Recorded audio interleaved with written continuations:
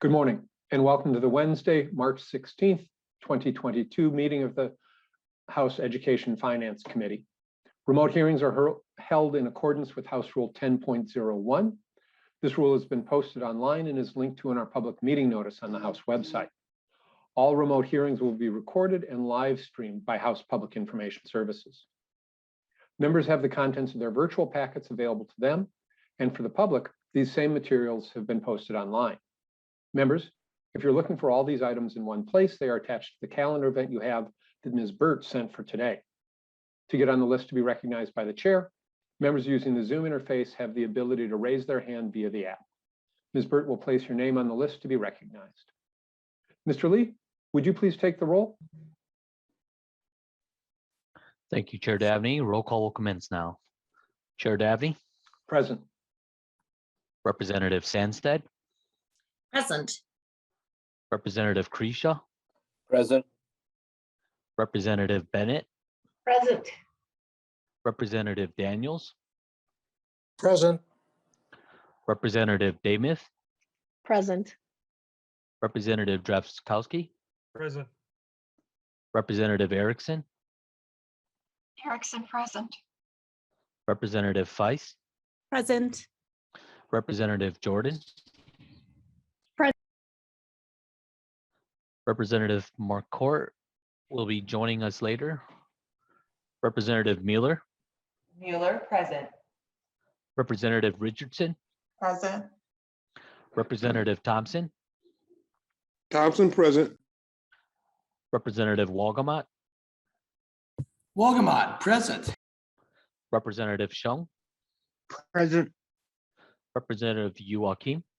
Present. Mr. Chair, we have quorum. Excellent. Thank you, Mr. Lee. Representative Damith, have you had the opportunity to review the minutes from Tuesday, March 15th? And if so, would you like to move approval of those same minutes? Thank you, Mr. Chair. Yes, I have had the opportunity to review the minutes, and I would move approval of the minutes from Tuesday, March 15th. Thank you very much. Members, any discussion to the Damith motion?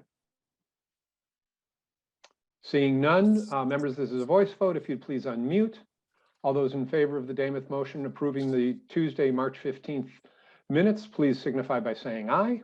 Aye. Aye. Aye. Opposed, nay. Motion prevails. Thank you, Representative Damith. Thank you, members. Our first bill this morning will be hearing from Representative Edelson about a bill that relates to special ed costs. Members, it's our intention to lay this bill over for further consideration and possible inclusion in a future omnibus bill by 11 a.m. Representative Zhang, would you like to make a motion to move House File 3963 before the committee and to lay it over for further consideration and possible inclusion in a future omnibus bill? Yes, Chair. I would like to move the bill for introduction and for possible inclusion in a future omnibus bill. Thank you, Representative Zhang. Welcome to the committee, Representative Edelson. Please introduce your bill. Thank you, Mr. Chair, and I apologize, members. I'm having a little bit of a technology issue, so I'm going to have my camera off. House Files 3963 proposes a new aid category of special education aid called high cost service aid to provide additional special education aid for those school districts that serve students whose total special education costs are more than 3 times the state average of special education costs per student. So members, if we're looking at per pupil average right now is about $19,644, that would be about $59,000. So with that, service levels depend on each student's IEP. Students may receive only an hour of services a week, while others may be in a program that provides special instructions for a full school day. In 2022, we have about 149,000 students that qualify for special education services. In terms of the varying levels of services, members, I'm trying to find that out. Let's see, the bill does 3 things. It creates a definition around high cost services. And it also, secondly, it creates a high cost service reimbursement. So it requires the Department of Education to calculate the difference between the total cost for each qualifying student and the state federal aid provided for that student. It will create an aid payment amount equal to the amount of 90% for the difference between the high cost for each high cost student and aid attributable to that student. And then lastly, it would create an added amount necessary for the high cost tuition reimbursement aid to the appropriations for special education aid for out-of-state tuition. This legislation would help balance the cross-substate issue that we're seeing across districts. Many districts might have a population, more high needs population than others. This is, as a state, it is something that we should share. And so, Mr. Chair, with that, I would like to go to my testifiers who can really start to show you what this looks like in practice. Thank you for that introduction, Representative Edelson. First on my list is Jeff Jorgensen, Director of Student Supports in the Edina Public Schools. Mr. Jorgensen, welcome to the committee. Please state your name for the record and then proceed with your testimony. Thank you, Chair Davnie. I'm Jeff Jorgensen, Director of Student Support Services at Edina Public Schools, testifying in support of the current bill that's under consideration. This was a bill that was discussed with Representative Edelson in terms of its formative nature to help local school districts, especially in the area of working with extraordinary cost special education students. I think every director in the state of Minnesota can comment on that special student or that collection of special students that we receive on a yearly basis and that we attempt to serve to the best of our ability. Some of those students require extraordinary care, even the ones that Representative Edelson had talked about earlier that are receiving services during the course of their entire day, oftentimes wouldn't meet the threshold in accordance with this bill.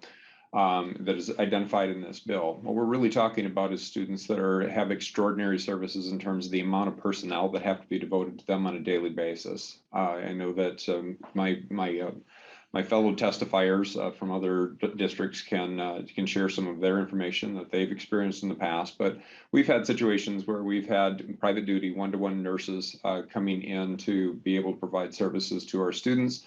Just the cost of those services for full-time nursing services one-on-one would exceed would exceed the 3 times the average cost. And we have students that are accessing our intermediate districts here in Minneapolis, Twin Cities area that are also in excess of $80,000 and frequently will top over $100,000 in cost per year.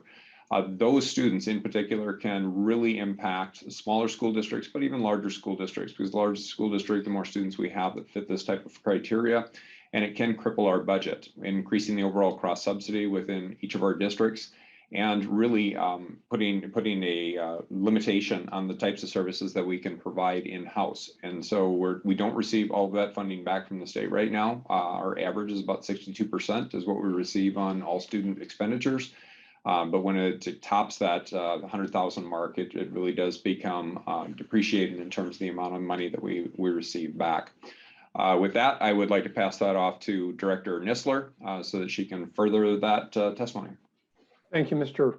Jorgensen. Next on the list is Heidi Nistler, Director of Special Education for the Sherburne and Northern Right Special Education Cooperative. Ms. Nistler, welcome to the committee. Please state your name for the record and proceed with your testimony.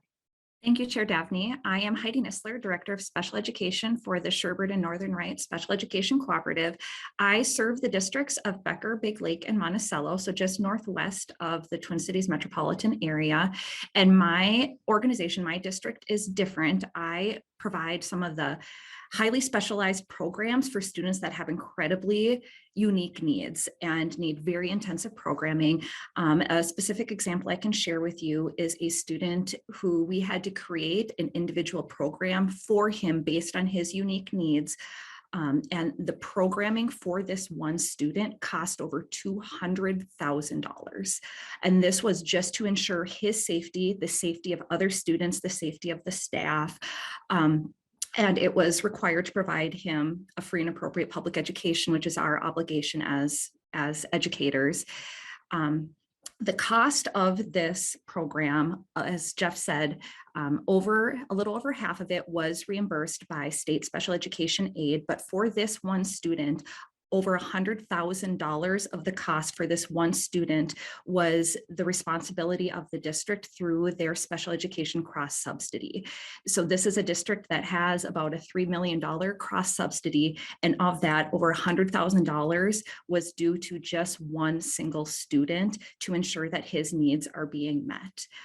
This is not the only example. We have many other students who require far more than the $60,000 that Representative Edelson mentioned, being 3 times the average rate.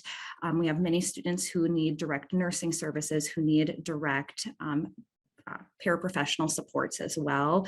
And especially in smaller districts, a single student can have a tremendous impact on a district's overall ability to meet the needs of all students, regardless of their disability status. Thank you, Ms. Nisler. Last on my list is Michelle Chuka, excuse me, Supervisor of Specialized Services for the Eastern Carver Schools. Ms. Chuka, welcome to the committee. Please state your name for the record and proceed with your testimony. Thank you. My name is Michelle Chuka, and I am the Supervisor of Specialized Education Services for the Eastern Carver County School Districts over by Chanhassen, Chaska area.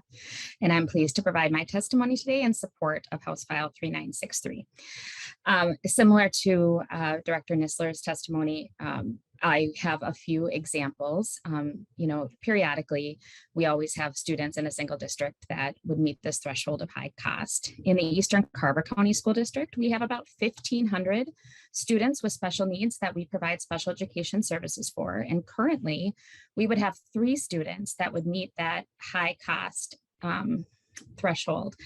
The first 2 that we have are similar to what you've heard, which is medically fragile students. We have 2, one at the elementary level and one at the middle school level, who require 24/7 nursing care. So that means that we as a district, while that student is in school, must provide a nurse to each of those students one-on-one for that entire school day. Typically, we're not able to hire a nurse. There's just a shortage of everything in education these days. So we often have to, as is the case this year, contract that service out, which is about $100,000 per year per nurse. So right now, just for nursing services alone, we have a $200,000 hit that is hitting our cross subsidy as well. Another example that's a little bit different is we do have a student who is significantly impacted by autism, who requires a 1-to-1 para all day, and the equivalent of kind of like a half-time teacher just for him all day, which costs us about $80,000 additional per year to educate him. So these costs, as you've heard, just serve to increase the cross subsidy. And if this bill were to go into effect, while it won't solve all of the issues around special education funding, it's definitely a step forward and will provide relief when faced with the high costs and reduce that overall cross subsidy. So thank you for your time and consideration of this bill. Thank you, Ms. Chuka. When this hearing was posted, the public was provided with instructions on how to sign up to testify during the public portion of the bill hearing. We received no request for public testimony.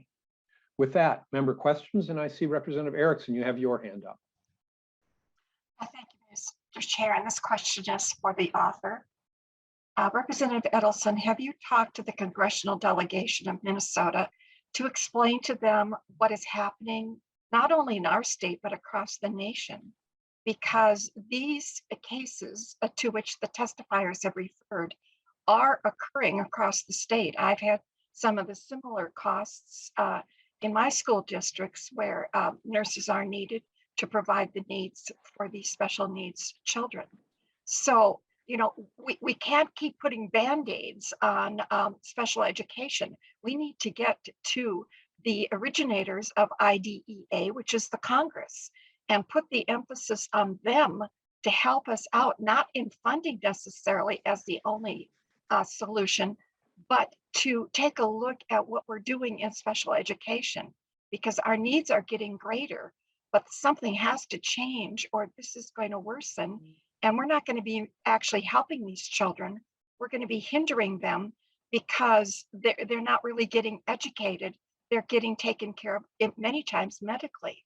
So, this is a huge problem, and I hope that we can work together. And I talked to my congressional delegation, but they serve in the minority. I mean, I haven't spoken with our senators, but with my congressmen, Emmer and Stauber, and they understand this. But, like my serving in the minority and they're serving in the minority, you don't have as much influence as you do when you serve in the majority. So I hope, Representative Edelson, that you're talking to them about IDEA and about how changes should occur. When Representative Klein served and was chair of education and labor in the House, he did some really good work, but that's years ago, about taking a look at special education and how it was growing and what needed to change. So I hope the same can occur. Thank you, Mr. Chair. Representative Edelson, a response? Thank you, Mr. Chair. Representative Erickson, I couldn't agree more. I have been in contact with our delegation. Representative Phillips, or Congressman Phillips, is somebody I have been talking closely with. I've also tried to reach out and connect with our new secretary on the federal level of education to make sure that they understand the pressing needs that we are seeing as a state. Until then, I really do think we need to figure out how to deal with look for solutions that we have. And this is just one possible solution that I'd like our committee and our state to be thinking of. Well, hopefully they are working on it on a federal level. I couldn't agree with you more. Thank you, Representative Edelson. Representative Erickson, it sounds like some of what you're talking about is really a plea for additional multi-tiered system of supports approach, response to what RTI. You and I have both been around for those conversations, where schools are able to assess students' needs and intervene earlier, and sometimes are able to respond to those student needs and avoid identifying them as special education students, but meet their needs in other ways. So looking more at an MTSS support may be a good counterpart to this bill, looking at the cost drivers for school districts. Representative Joachim. Thank you, Mr. Chair. You kind of took the words right out of my mouth. I completely agree with you. We need to have those wraparound services to meet kids where they're at and earlier on. So maybe we can avoid some of the cost in their secondary education and further. But I also agree with Representative Erickson. This is something we need to be addressed at the federal level as well. As you know, since the IDEA Act was brought into effect, that feds have not paid more than 17% at the top end of the 40% that they promised. That being said, I am a very big proponent of the IDEA Act and making sure kids are serviced in the least restrictive setting and that they're all part of our community. I want to thank Representative Edelson for coming forward with this creative idea. It is hard. Sometimes it's hard to solve the problem that's right in front of us, and it's easier to say, well, maybe it's somebody else's problem. But I'm sure you're going to continue to work on this bill to figure out the best way to address it. And hopefully we can start putting some more money into stemming the school's current cross subsidy that they have, and make sure that the state's also living up to its responsibility. So thank you. Thank you, Representative Joachim. Any other questions or comments from members?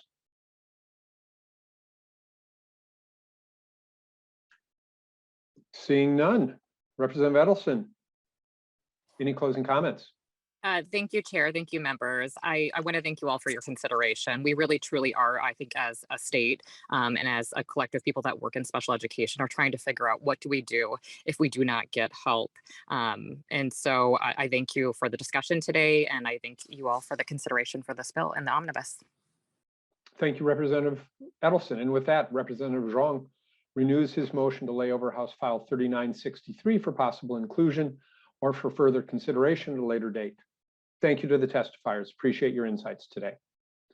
Next bill hearing is House File 3816 from Representative Moran. Members, it's our intention to lay this bill over for further consideration and possible inclusion in a future omnibus bill by 11:30 a.m. Representative Wolgamott, would you like to make a motion to move House File 3816 before the committee and to lay it over for further consideration and possible inclusion in a future omnibus bill? Yes, I would. That is my motion, Mr. Chair. So moved. Thank you, Representative Wolgamott. Chair Moran, welcome to the committee. Please introduce your bill. Well, good morning, Mr. Chair and members. I want to thank you for the opportunity to come before you to introduce House File 3819. We know that the last 2 years has been tough for our children within our educational system. And we know, especially for our Posse Caucus, but also especially for our Black children, that they have failed behind a couple of grades. But we also know the importance of education. And that provides an opportunity out of poverty. It creates an opportunity for a good life. It's not always guaranteed, but we do all know how important education is. So House File 3819 is bringing forth the Network for the Development of Children of African Descent, which I will call NETCAT for the purposes of speaking for this organization, who provides a cultural critical literacy program that is holistic and two-generational approach that creates self-determination and efficacy. NETCAT prepares children for success in school and life. They help parents help their children achieve academic and social success, while also helping teachers and educators better serve African descent learners. The SACOFA program improves educational outcomes.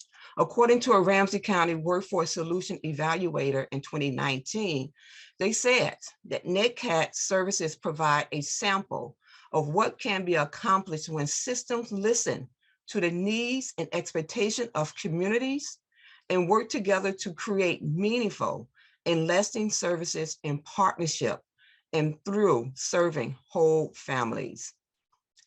Members, we have to be intentional with our investment in what works. NETCAT SACOFA reading programs improves educational outcomes. They saw a 100% increase in reading skills. Students increased 2 to 5 guided reading levels in 9 weeks. 65% met or exceeded grade level reading. A 5-year research evaluation showed that prior to SACOFA, student reading abilities were declining.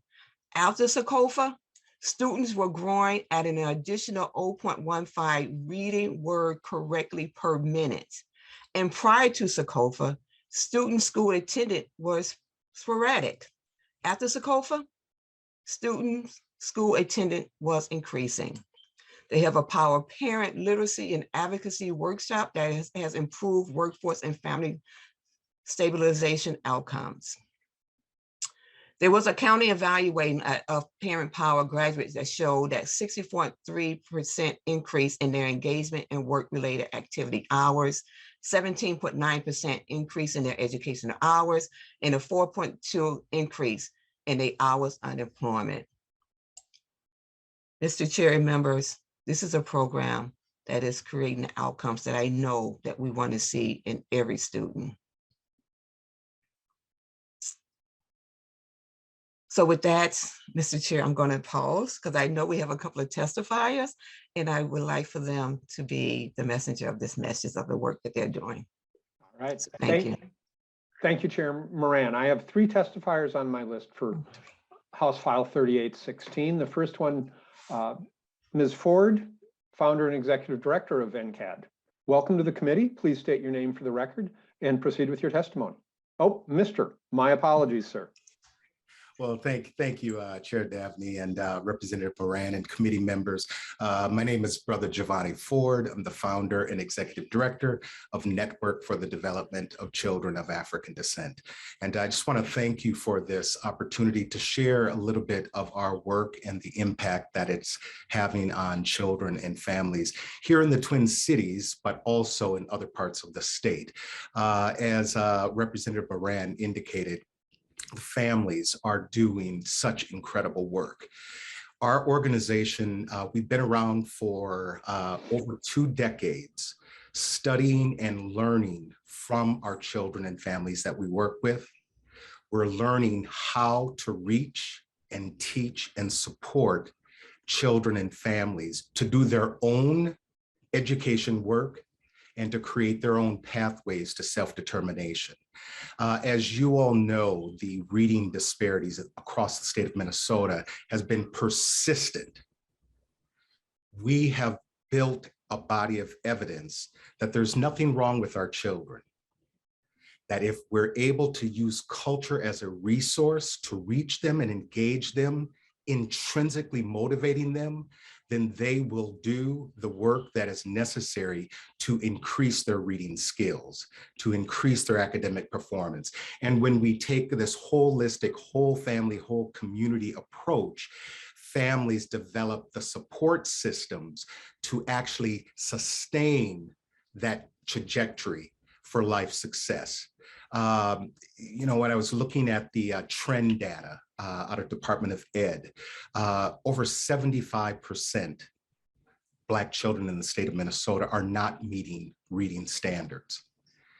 And it wasn't, except for 2014, where the reading proficiency scores even broke 30%. Over the years, as I said, we've built a body of evidence, and the statistics speak for themselves, that when we use culture as a resource, we can affect how children and families view themselves, and we're able to reverse what we say are the root issues that get in the way of academic success. A key root issue is self-doubt. Right now, we're working with a 7th grader in Minneapolis who's reading at a 1st grade level.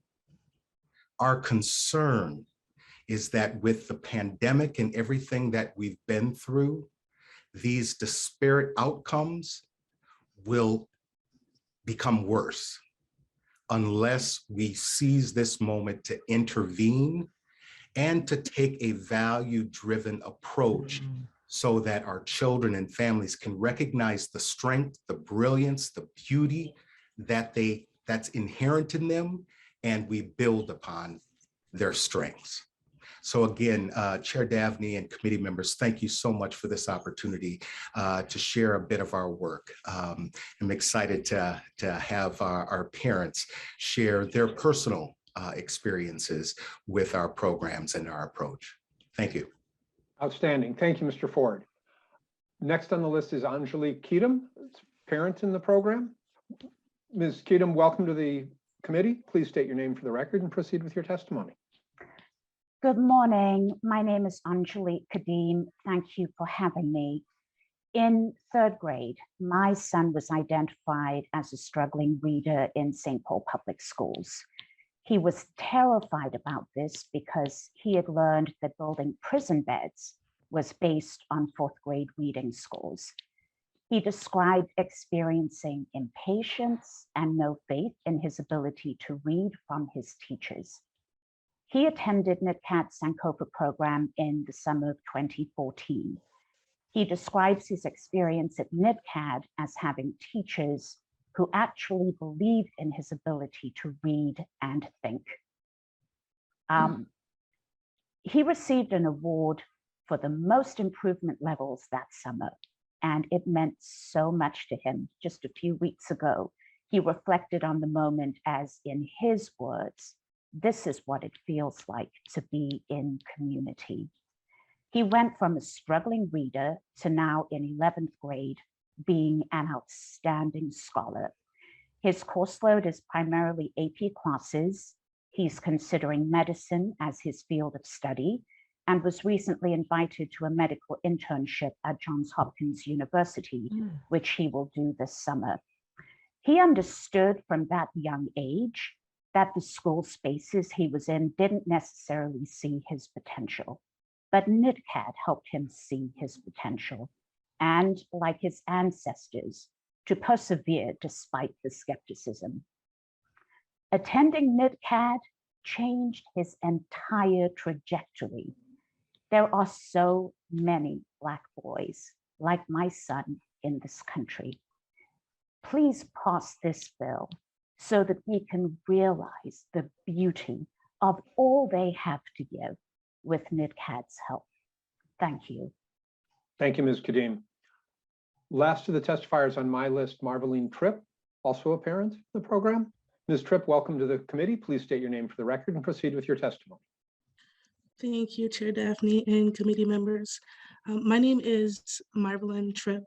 Thank you for this opportunity to testify in front of you all and share the impact that NACAD has had on my life and a few other instances I've had the privilege to witness and be part of, which will validate why it is essential to fund NACAD's programming, not just for families of color, but for all children, educators, social workers, daycare providers, and really anyone who works with our families of color. Back in 2016, I received government assistance or MFIP and was referred by my employment counselor to attend NACAD's programming. And to be honest, I initially declined the opportunity because of my experiences and lack of trust in systems to do anything to really assist in stabilizing Black families mentally or financially. But I'm so grateful that I reconsidered. Getting connected with NACAD has been a life-changing experience. Before going to NACAD, I showed up at my daughter's conferences, but I never really showed up. I believe whatever I was told and never questioned those I trusted with my daughter's education or academic records. At the time, I was dealing with employers using me for my skills, never being offered permanent positions. I was fighting and enduring trauma from systemic injustice. I lived in a dump where my slumlord landlord preyed on young single mothers of color. And I was trying my hardest to build my skills and create a better life for me and my daughter. And to be honest, it was hard at the time to recognize my own skills. I had the privilege to participate in NACAD's Parent Power programs and CPAR and really gain a lot of skills. Not just regarding literacy, but really it helped develop skills within myself and recognize skills, my learning styles, my daughter's learning styles, and really advocate for myself and my daughter through systems. I've witnessed my daughter having her reading levels or her records, her academic records marked. And again, I said before, I never showed up and really kind of deciphered what I was told. But after attending NACAD, I had the opportunity to see kind of where she was, engage her, and then go to conferences to see what was being put in my daughter's records, and it didn't match up. And when I spoke on that and brought it to administrators' attention, the next thing I saw was that my daughter couldn't be attacked academically, but in her personal development, she had started to be attacked. And that really bothered me because that meant me that it was kind of marking me as like insufficient. So again, I had the privilege to be part of NACAD, my daughter being part of Sankofa reading services and some of the summer camps. And what it did was it allowed us, to kind of dismantle some of the things that were being reinforced within her, especially culturally. We were able to, I know in school, I noticed, especially with this distant learning, my daughter had this sense of insufficiency by what she was taught from Black history, like slavery or that slave master's mentality. And it really allowed me to really speak up and really be more in tune to how I show up for my daughter. Disparities exist for a reason, and unfortunately, families of color are predominantly those numbers. Literacy is used to gauge our children's success rates, but yet I have never witnessed funding being put towards programs that support children of color, specifically, or organizations that focus on our children's and families of color. NACAD is more than a literacy organization. It supports the family as a unit, literacy skills, knowing you and your child's styles, learning skills, and gives you the ability to recognize and name your skills. NACAD supports stability, advocacy, changing the lens in which you view yourself and your family, and a determination to no longer be limited by society's false stereotypes, and a healthy sense of cultural identity, which is paramount, especially as we navigate our experiences in the past 2 years. So I really do thank you all for listening to me. And I hope that we can work together, hopefully everyone, to support funding NACAD so that we can make these services and programming available to everyone. Thank you much for sharing your story, Ms. Tripp. Much appreciated. Thank you. When this hearing was posted, the public was provided with instructions on how to sign up to testify during the public portion of the bill hearing. We received no request for public testimony. I do see, however, several members have questions. Let's start with Representative Bennett. Thank you, Mr. Chair. And I think my question is for Mr. Ford, but I'll let anybody pitch in.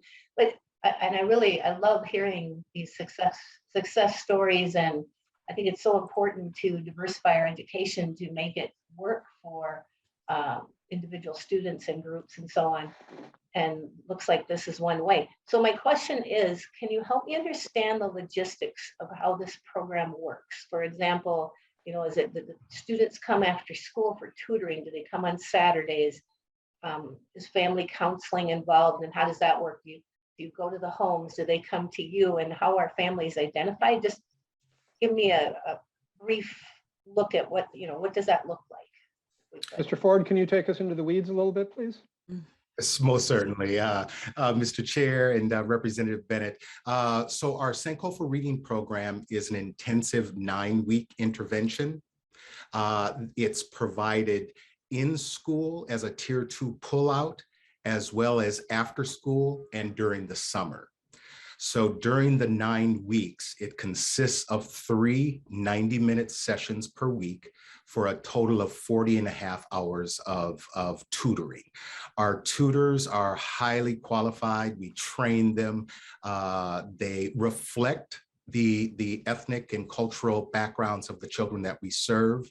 The curriculum, assessment, and instruction actually mirrors, by design, it mirrors the reading instruction that takes place in school.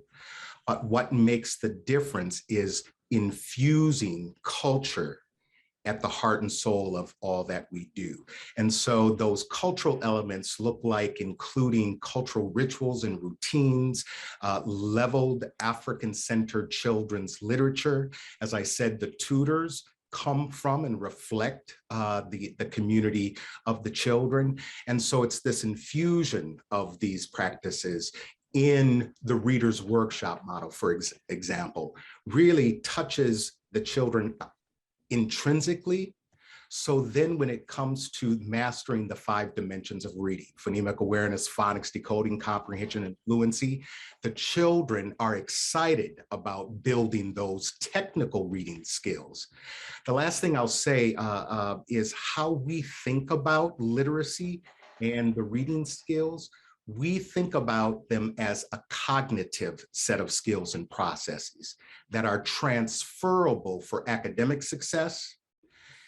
The support that we provide by working with the parents helps the parents help their children continue after the 9 weeks are up. And so our Parent Power program is delivered via Zoom. It's a set of 4 2-hour Zoom sessions. And then for those parents that are able and interested in taking a deeper dive, we have a second course that's an 8-week-long intensive experience where we get into issues of learning styles and multiple intelligence and actually creating a self-determination plan for the parent, the whole family, and building connections with the community. Final thing I'll say on the logistical front is after parents and children complete the programming, we have a monthly community gathering we call the NIA gatherings.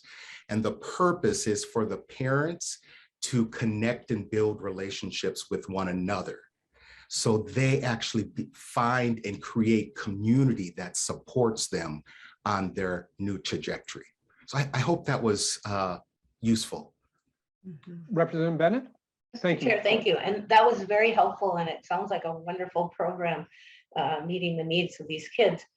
Just a quick follow-up question. If you could tell me how the students are identified to take part in the program, and then is the parent component required? Do you have a problem getting parents involved, or do you find parents really want to be involved? Sounds like we've had some parents here who are very positive and want to be involved, but is that an issue, and how do you garner that parent involvement? Because as a former teacher, I know that's super important. Mr. Ford? Chair Davnie, Representative Bennett, thank you for that question. So parents and families are referred in a myriad of ways. So in our partnership with Ramsey County Workforce Solutions, employment counselors refer the families. In some of our other partnerships, for example, with St. Paul Promise Neighborhood, Northside Achievement Zone, and other partners, we bring our programs to the schools connected to those community partners. And so families find us and we find the families in a variety of ways. On the question of challenges around engaging parents, it ebbs and flows, but one of the things that we have seen with COVID and the pandemic, and all of us being kind of forced to adapt to this virtual experiences that we have with one another, we've actually seen an incredible increase in parents being engaged and reaching out to us and actually completing our Parent Power program. So this pandemic has provided, some opportunities so that we're not dealing with some of the transportation issues, the childcare issues, and so forth. So we're in a process of learning because we're a learning organization. And so as we continue and move forward, and as we're looking to the future, we're looking to expand our reach across the 7-county metro area, but we are also receiving requests from other parts of the state like St. Cloud, and we're beginning to launch partnerships there where we can provide our programs and services as well as our training program. So all of the lessons that we learn, we share those lessons with schools and community organizations through our training and professional development services. Representative Bennett? Thank you, Mr. Chair, and thank you so much, Mr. Ford. That's very helpful. Very good. Representative Thompson? Thank you, Chair.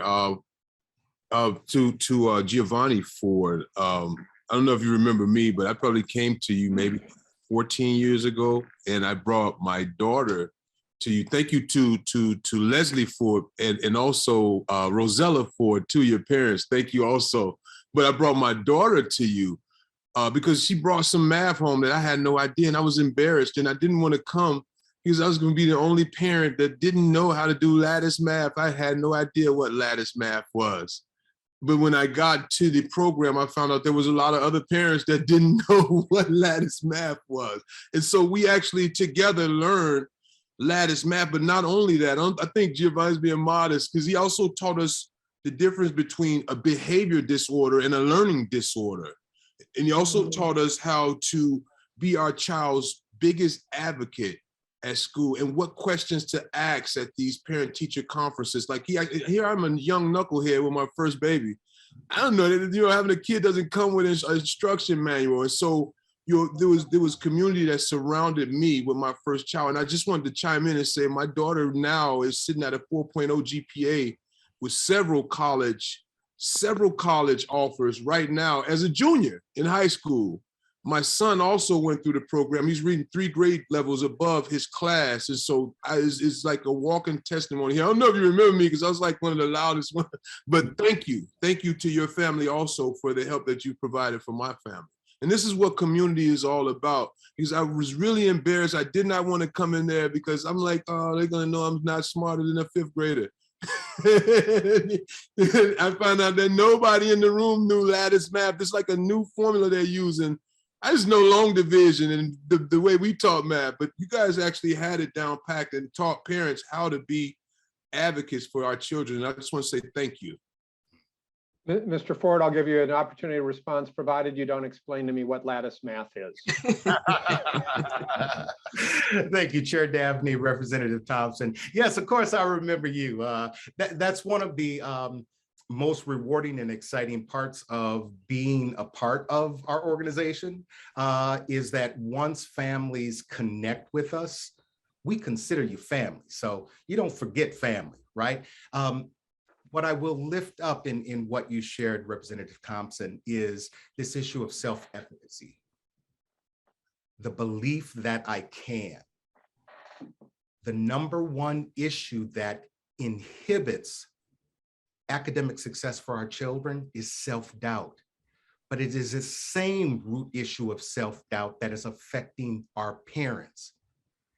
I will also go as far as to say that self-doubt is the #1 issue that inhibits school teachers from reaching and teaching all children. And so self-efficacy is the foundation for self-determination. And we are truly all in it together. The future economic viability, social viability of the state is dependent upon our ability to affirm our collective selves. Culture matters.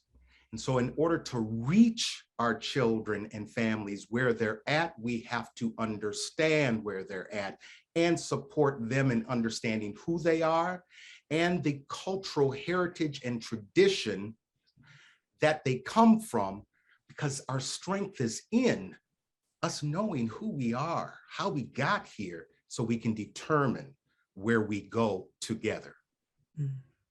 Thank you, Mr. Ford. Representative Thompson, any follow-up? No follow-up, Chair. Thank you, sir. Representative Erickson, you're last on the list at this time. Thank you, Mr. Chair. And my question has to do with asking Mr. Ford about your contributions. You know, what do you receive annually in contributions for your nonprofit? And do you also charge fees for any of the service? Mr. Ford? Chair Davnie, Representative Edelson, thank you for that question. So our average annual budget is right in the neighborhood of $850,000. Our revenue is a combination of grants, fee-for-service contracts with some of our community partners and individual donors. We do not charge families fees to participate. Through our contracts and grants and fee-for-service contracts, that takes care of the funding for children and families to engage. Schools and other organizations will also contract with us to provide our professional development training. Again, that's where we share the lessons that we've learned and share some of our best practices and provide support to schools and organizations to actually adopt some of the principles and some of our best practices. So those are revenue generating. What this bill will help us do is build critical infrastructure that will support growth and expansion. As I noted earlier, we're receiving requests from other parts of the state like St. Cloud. And what we really need is some key infrastructure to build our capacity to meet the growing needs. Representative Erickson? Oh, thank you, Mr. Ford. That was informative. I think that you should start a school, for example, a charter school, because your program has so many benefits, and your statements about, you know, meeting children where they are and then moving them through high expectations to where they can be and should be, you know, is what we want the goal to be always in our classrooms. So I hope you think in the future maybe about moving into the classroom as a school, because I think what you're doing, it has such great benefit.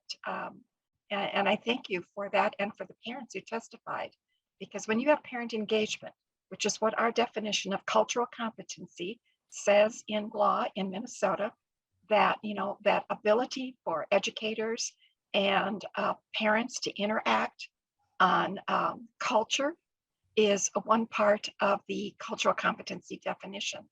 So I hope that, you know, all of our teachers are paying attention to that. But thank you to you for paying attention to that as you deal with your population. Thank you very much.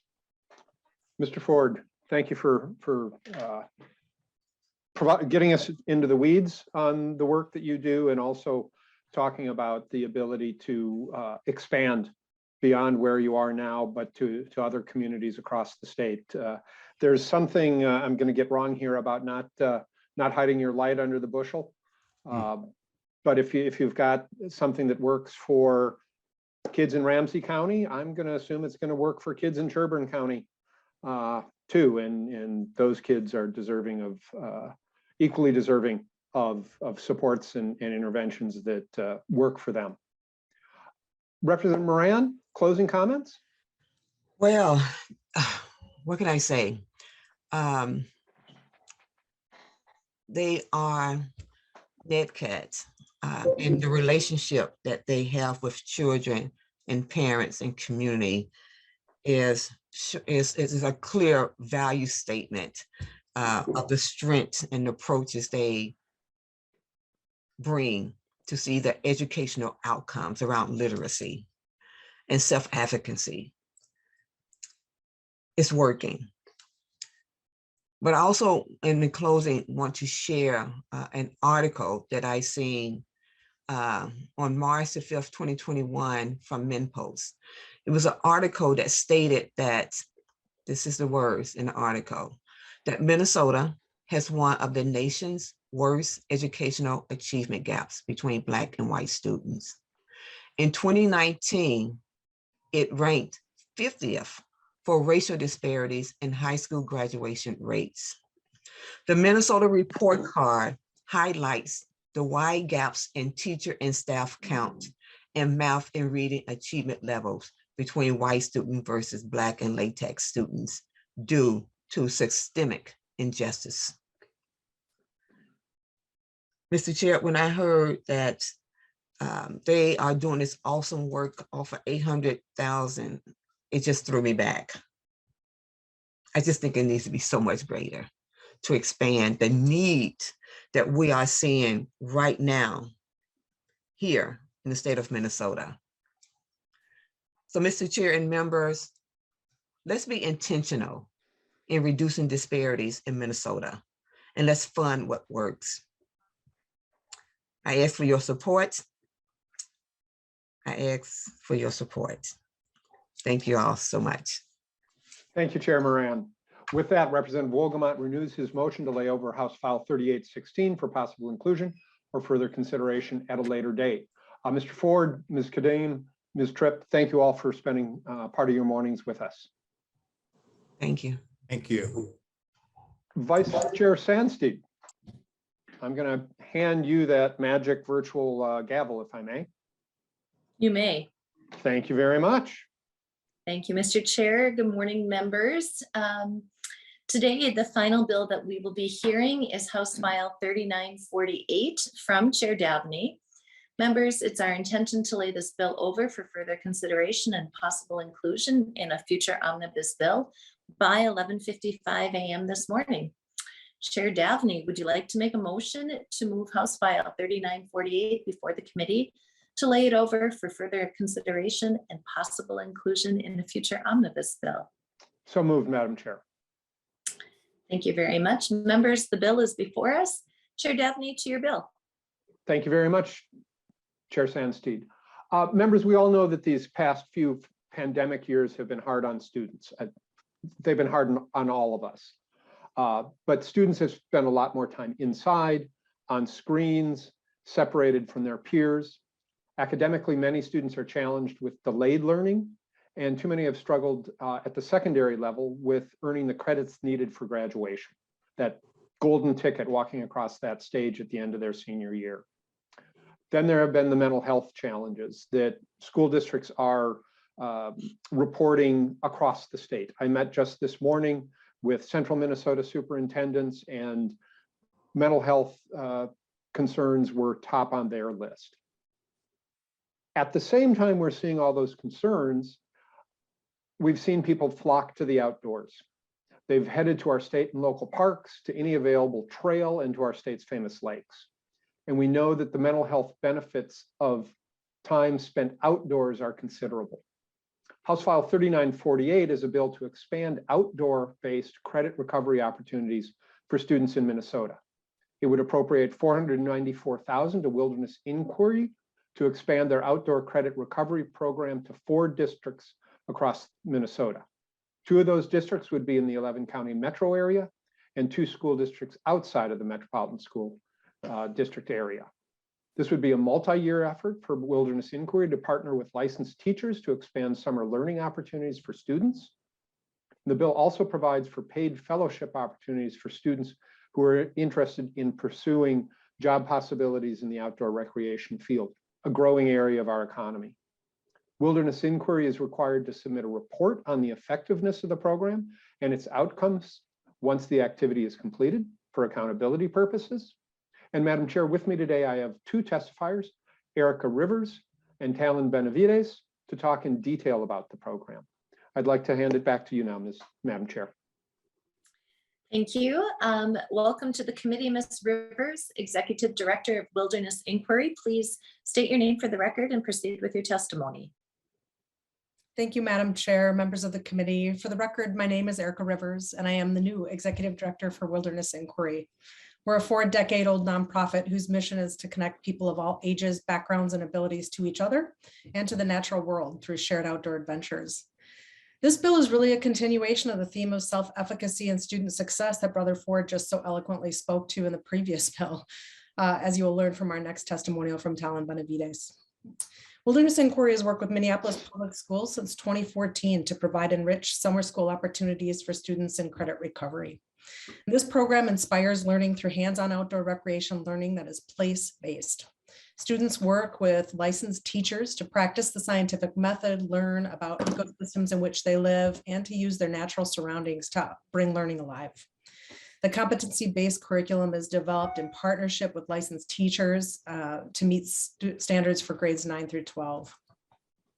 Each subject-specific program is 4 to 5 days in length, and students achieve core competencies from one of our floating classrooms, which are 24-foot canoes and other hands-on outdoor activities. Over the past 8 years, we're proud to say that approximately 700 Minneapolis public school students have completed place-based credit recovery programs, earning credits in science, language arts, chemistry, physics, and math. Our goal is to increase graduation rates by transforming summer learning through engaging and experiential outdoor programs that are replicable and scalable. We can do this by helping teachers use outdoor engagement as a medium for teaching and delivering academic content. In the process, we also help students realize social emotional growth as well as develop important life skills. This funding request will help us expand this program to St. Paul this summer and to other communities in greater Minnesota in future years. And some of the targeted communities we're looking at for future expansion include Austin, Rochester, St. Cloud, and perhaps a North Shore community as well. This credit recovery model innovates in 3 really important ways: by advancing public-private partnerships to achieve academic outcomes, by encouraging inclusive and equitable access to the health wellness benefits of the outdoors and nature-based recreation, and by providing an opportunity to create scalable and replicable opportunities for all Minnesota high school students. At this time, I'm really happy to introduce Talon Benavides, who has led many of our credit recovery experiences for Wilderness Inquiry over the years. He's here to talk about his personal experiences with the program, both as a student and as an outdoor leader. Also present today is Julie Edelson, Wilderness Inquiry's Associate Executive Director and a former St. Paul Public School teacher who helped develop this impactful program in 2014. And she'll be available following Talon's comments to answer any specific questions members may have about the program. Thank you again for your time. I'll turn it over to Talon. Welcome to the committee, Mr. Benavides. Please state your name for the committee and proceed with your testimony. Thank you, Chair and members of the committee. My name is Talon Benavides. I was raised in the north side of Minneapolis, and I'm here today to share my story and my connection to Wilderness Inquiry and the Credit Recovery Program. I'd like to start by saying this program changed the course of my life and opened up doors I didn't even know existed. I first crossed paths with Wilderness Inquiry at a very young age, little me paddling down the mighty Mississippi and seeing the confluence of our 2 great rivers is forever burned into my memory. In late middle school, I was also on one of the last trips to go through the Lock and Dam. These early experiences stuck with me because my childhood was anything but conventional, and I had little to no access to the outdoors. I had never even been camping until late high school. I stumbled upon the opportunity to do a 5-day credit recovery trip in Voyageurs National Park. An unfamiliar place that I had no idea about. What I did know is that I needed these credits, and I wasn't confident in my ability to acquire those in a traditional classroom setting. So I bought a camping backpack for $4 at a garage sale, packed it full of things that my high school brain thought I would need, and headed off with a group of random high schoolers and my 2 best friends in tow, accompanied by a bunch of excited people in bright yellow hats with ridiculously large canoes. Over the course of that week, I earned my credit, but I also gained so many new experiences and feelings, so many new thoughts and connections. My eyes were open to the outdoor world like never before. All of a sudden, this vast expanse of pines and lakes didn't seem so intimidating. I realized I could see myself in that bright yellow hat, and that's exactly what I wanted to do. So that's what I did. Now here we are in my 6th season as an outdoor leader. 2 of those seasons I was working as a river fellow with the National Parks Service. I facilitated hundreds of trips, and none of them are more near and dear to my heart than our credit recovery trips. I've been on almost every credit recovery trip in the city since then, and there is something so special about taking a young adult and giving them the opportunity for a sense of place and belonging in their own city. Seeing their eyes light up when they realize the power of the river or the importance of the land that we live on, changing their idea of what an outdoorsy person can be. No fancy gear needed or a lifetime of experience, just a sense of adventure and intentionality. In the city, Adventures in the City takes a group of high schoolers and shows them all the significant and beautiful features of the city. Something about getting the body moving gets those gears turning, and the kids you get on the first day are almost unrecognizable from who they are on the last day. The amount of growth and learning that happens out there is unlike any program I've seen before. Something so beautiful about watching a group of angsty teens sit up peacefully under their cottonwoods and do their work. The outdoor classroom is a beautiful one and definitely needs to be utilized more. A lot of thanks is to the amazing teachers that make this program possible.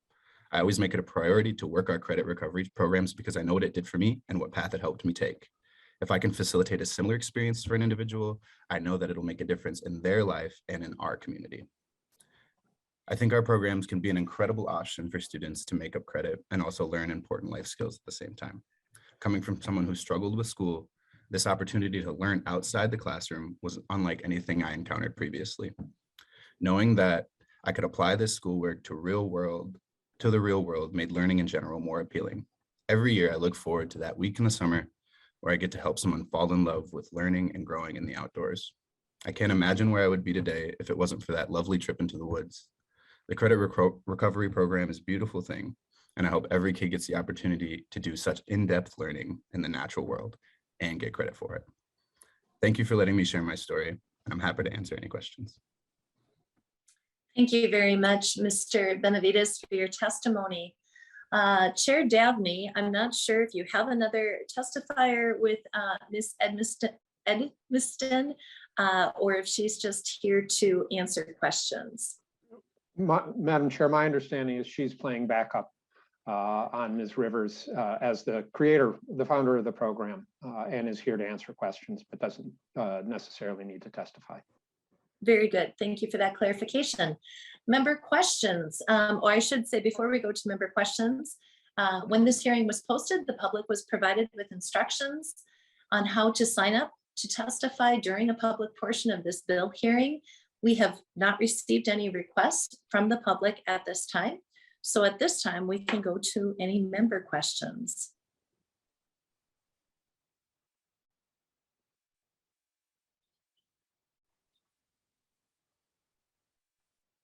I am not seeing any member questions. So Representative Davnie, closing remarks. Well, thank you, Madam Chair, and thank you, members. I think the last 2 bills kind of bring forward a conversation for us about the context of learning and the community connections to learning and the environment in here, in this bill, literally the environment that students learn in. And I think it just goes to the idea that if we put the student at the center of our deliberations as this committee, the answers start to emerge for some innovation in our schools and in our communities towards that education for students. So members, Madam Chair, I appreciate the time. Thank you to the testifiers, Mr. Benavides. Thank you for sharing your powerful story, Ms. Rivers. Thank you for being here today and your leadership. And members, with that, I appreciate your consideration and renew my motion that House File, I got to get back to the number, Madam Chair. House File 3948. Thank you very much. House File 3948 be laid over for possible inclusion and further consideration in an omnibus bill. Thank you very much, Madam Chair. And members, with that, House File 3948 is laid over and we are adjourned. Have